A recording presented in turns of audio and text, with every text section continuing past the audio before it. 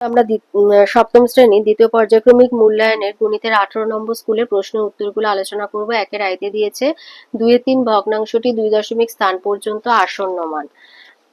তো 2 কে 3 দিয়ে ভাগ করবে। এবার যেহেতু 2 ছোট তাই দশমিক নিয়ে একটা শূন্য নেবে। 20 6 বার যাবে, 3 6 18, আবার 2 আবার শূন্য পাবে। দশমিকের জন্য প্রতি ধাপে একটা করে শূন্য পাবে। তো আবার 6 বার যাচ্ছে, তো আমার দশমিকের পরে 2 দশমিক স্থান পর্যন্ত যেতে বলেছে, তাই আমি 3 ঘর গেলাম, সেখানে 6। যেহেতু 6 5-এর বেশি তাই তার 2 নম্বর ঘরে 6টা বেড়ে গিয়ে 7 হয়ে যাবে, তাই অ্যান্সার হবে 0.67। দুইতে দিয়েছে 1 বর্গ সেমি সমান কত বর্গ মিটার। তো 1 মিটার সমান 100 সেমি, তাহলে 1 সেমি সমান 1 এর 100 মিটার, তাহলে 1 বর্গ সেমি মানে 1 এর 100 স্কোয়ার বর্গ মিটার। তো 1/10,000, তো 0.001 বি এর দাগের অ্যান্সারটা হবে। তিনেতে দিয়েছে x স্কোয়ার প্লাস 1/4x এর সঙ্গে কত যোগ করলে যোগফল পূর্ণবর্গ সংখ্যামালা হবে। তো এটাকে আমি যদি পূর্ণবর্গের আকারে লিখতে চাই তাহলে লিখতে হবে x square plus 2 into x into 1/8। 2 আর 8 কাটাকুটি করলে 1 এর 4 চলে আসবে, প্লাস 1/8 স্কোয়ার। তাহলে যোগ করতে হচ্ছে 1 এর 64। তাহলে নির্ণয় সংখ্যামালা হচ্ছে, মানে নির্ণয় সংখ্যা হচ্ছে 1 এর 64। চারেতে দিয়েছে x plus 1/2 whole square minus X minus 1/2 whole square সমান কত। তো এগুলোকে এইভাবে লিখবে, x plus 1 whole square by 4 minus X minus 1 whole square by 4। তাহলে x plus 1 whole square minus X minus 1 whole square by 4, যেরকম ভগ্নাংশের যোগ করে আর কি। এবার এগুলোকে বিস্তৃত আকারে লিখলাম, x square plus 2x plus 1। আর এখানে যেহেতু মাইনাস আছে তাই লিখবো minus x square plus 2x minus 1। তো এক্স স্কোয়ার কেটে গেল, 1 1 কেটে গেল, তাহলে 2x আর 2x যোগ করলে 4x/4, মানে শুধু অ্যান্সার হবে শুধু x, মানে বি। পাঁচে দিয়েছে নিচে প্রদত্ত বাহুগুলির দ্বারা কোন ক্ষেত্রে ত্রিভুজ অঙ্কন সম্ভব। তো বি এই অ্যান্সারটা হবে, কারণ 5 আর 6 যোগ করলে হচ্ছে 11, যা 8-এর বেশি। তো এক্ষেত্রে ত্রিভুজ অঙ্কন সম্ভব। 6 দিয়েছে দুটো সমান্তরাল সরলরেখা ছেদকের একই পাশের অন্তঃস্থ কোণ দুটোর সমষ্টি 180 ডিগ্রি।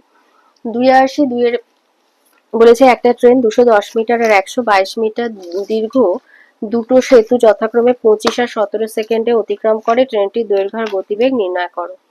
তো লিখবে 25 সেকেন্ডে যায় 210 মিটার প্লাস নিজের দৈর্ঘ্য, 17 সেকেন্ডে যায় 122 প্লাস নিজের দৈর্ঘ্য। তাহলে বিয়োগ করে পাচ্ছি 8 সেকেন্ডে যায় 88 মিটার, 1 সেকেন্ডে যায় 88/8, আর 17 সেকেন্ডে যাচ্ছে 88 গুণ 17/8। তো 88-কে 8 দিয়ে কাটলে 11, 11 গুণ 17 187 মিটার। তাহলে ট্রেনের দৈর্ঘ্য 187 মাইনাস 122 65 মিটার। যেহেতু আমি 17 সেকেন্ডটা নিয়েছি তাই 187 থেকে 122 মিটার বিয়োগ দিলাম।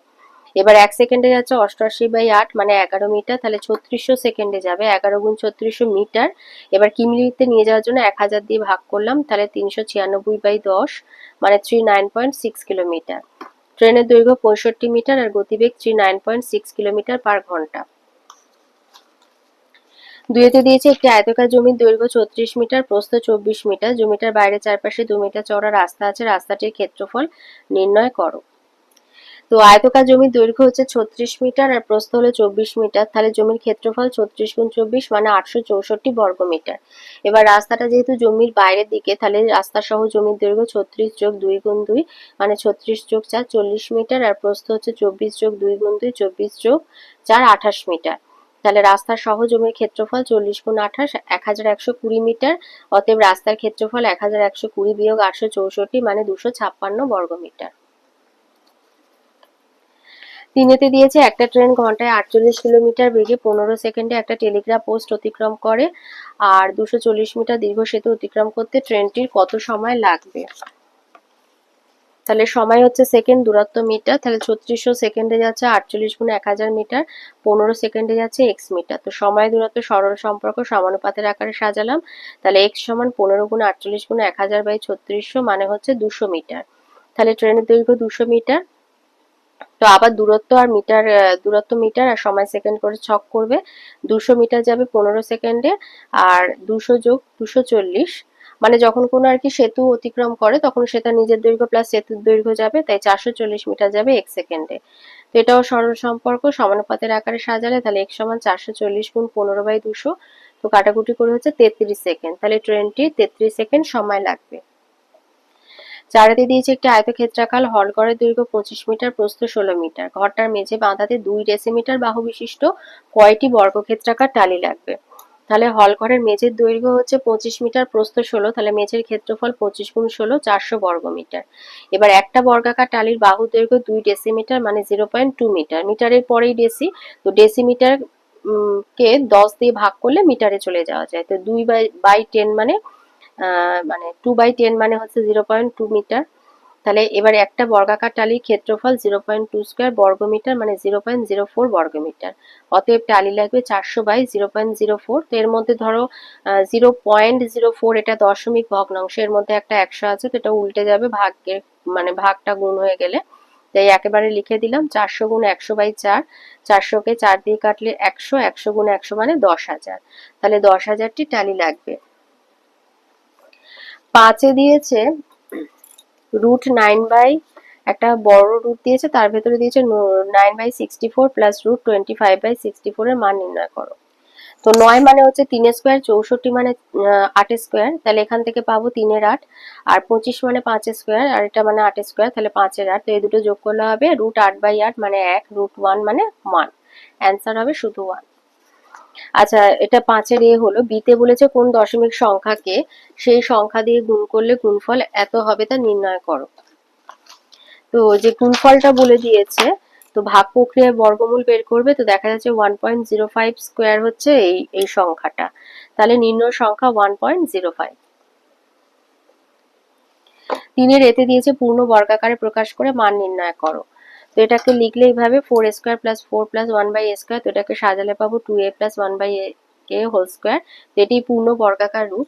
এবার এর সমান আমাদের -1 বলেছে, তাহলে নির্ণয় মান হচ্ছে 2 গুণ -1 প্লাস 1/-1। তো এখান থেকে পাচ্ছি -2 আর এখান থেকে -1, তো দুটো যোগ করলে -3 স্কোয়ার মানে 9।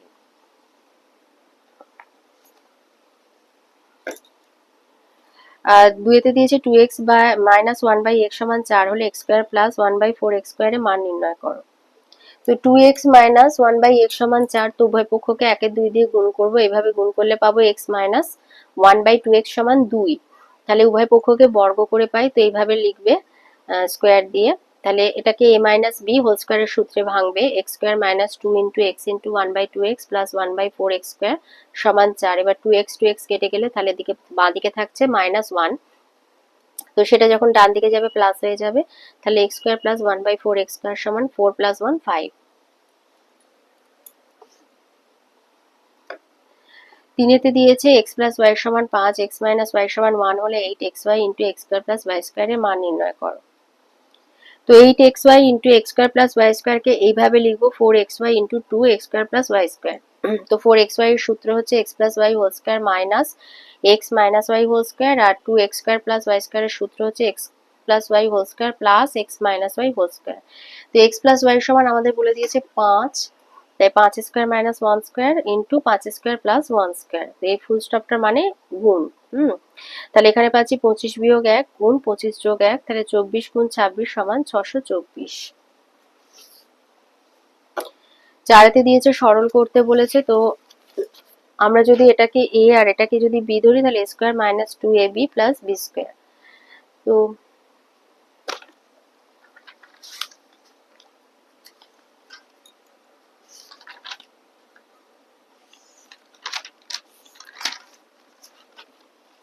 তো আমরা এইভাবে লিখতে পারি, এটা বিস্তৃত আকার, তো এইভাবে আমরা সংক্ষিপ্ত আকারে লিখতে পারি 3a plus 2b minus a plus 2b whole square. তো এবার বন্ধনী থেকে বার করবো 3a plus 2b minus a minus 2b। তো 2b কেটে যাচ্ছে, একটা প্লাস আর একটা মাইনাস যেহেতু, তো 3a থেকে এই মাইনাস হলে হচ্ছে 2a হোল স্কোয়ার সমান 4a স্কোয়ার। 5-এ দিয়েছে সূত্রের সাহায্যে ক্রমিক গুণফল নির্ণয় করো। তো প্রথমে এই দুটো নিয়ে কাজ করব। তো এখান থেকে a প্লাস বি আর a মাইনাস বি ধরে এখানে a square minus b square, তো a square whole square minus b square whole square, আর এই দুটো লিখে রাখছো।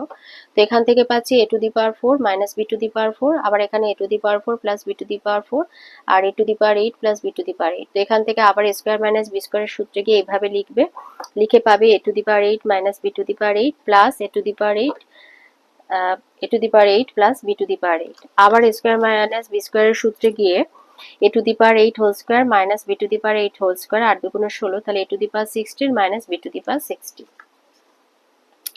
4 দিয়েছে একটা ত্রিভুজ অঙ্কন করতে বলেছে, বিসি 6 সেমি, বিতে হবে 70° কোণ আর সি হবে 45°। তো 6 সেন্টিমিটার বিসি আর এভাবে একটা কোণ এঁকে রাখবে 70°। তো এই বিন্দুটার নাম হচ্ছে বি দিলাম। তো এখান থেকে আমি বিসির মাপ নিয়ে সিটা কেটে নিচ্ছি।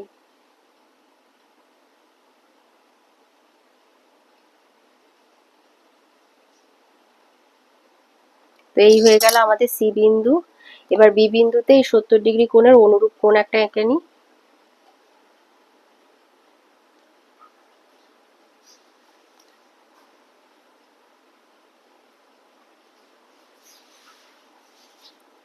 এবার এখান থেকে এই মাপটা নেব, নিয়ে এখানে কাটা বসিয়ে কেটে দিলাম। তাহলে এই বি বিন্দুতে হয়ে গেল 70° কোণ। এবার সি বিন্দুতে করব, তাহলে এটা হয়ে গেল 6 সেমি, আর সি বিন্দুতে করব 45° কোণ, মানে 90কে সমদ্বিখণ্ডিত করা।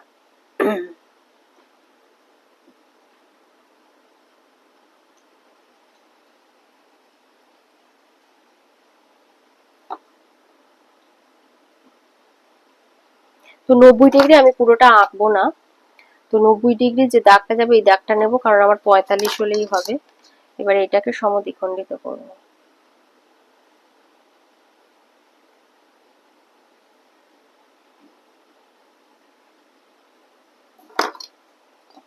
এই জুড়ে দেবো, এবার দিলেই আমি এই বিন্দুটা পেয়ে যাব। এইটা হলো এ বিন্দু আর এটা হচ্ছে 45°। এই আমাদের ত্রিভুজ তৈরি হয়ে গেল। আচ্ছা, 2 দিয়েছে এক্স ওয়াই জেড একটা সমকোণী ত্রিভুজ আঁকতে বলেছে, ওয়াই কোণ 90°, এক্স ওয়াই 6 সেমি, এক্স জেড হচ্ছে 10 সেন্টিমিটার। তো এটা যদি আমরা একটু এঁকে দেখি, তাহলে হচ্ছে এক্স ওয়াই, ধরো এটা এক্স, এটা ওয়াই, এটা হচ্ছে 6 সেন্টিমিটার। আচ্ছা, আমি এটা ওয়াই করলাম, এটা এক্স করছি। আচ্ছা, এখানে করতে হবে 90°। এটা 90° হলে এটা তাহলে জেড হবে, এক্স জেড। এক্স জেড এটা আমাকে করতে হবে 10 সেন্টিমিটার। তো আমি দুটো সরলরেখা টেনে নিয়েছি। এবার যেহেতু 10 সেন্টিমিটার অনেকটা বড়, তো একটা পাতাতে এই অঙ্কটা, মানে এই জ্যামিতিটা একটাই করবে। তো এইখানে ধরো আমি করলাম ওয়াই, তো আমি এক্স বিন্দুটা কেটে নিচ্ছি, এক্স ওয়াই মাপ নিয়ে এটা কেটে নিচ্ছি 6 সেন্টিমিটার।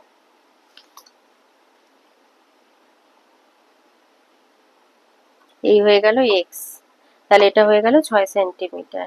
এবার ওয়াই বিন্দুতে 90° কোণ আঁকবো।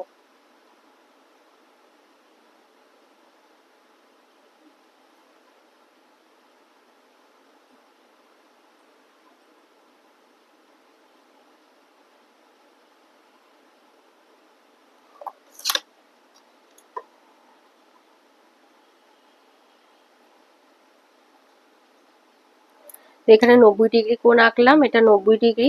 এবার আমি 10 সেন্টিমিটারের মাপটা নেব, মানে এক্স জেড এর মাপটা নেব। আর এই ওপরের বাহুটাকে একটু তুলে দেবে বড় করে। তো এবারে এই এক্স বিন্দুতে কাটা বসিয়ে ওই 10 সেন্টিমিটার মাপটা নিয়ে একটা বৃত্তচাপ আঁকবে, যেটা এটাকে ছেদ করবে। এটাই হয়ে যাবে জেড বিন্দু। দিলে এই হয়ে গেল জেড বিন্দু। তাহলে আমাদের এটা হয়ে গেল 10 সেন্টিমিটার, আমাদের ত্রিভুজটা তৈরি হয়ে গেল।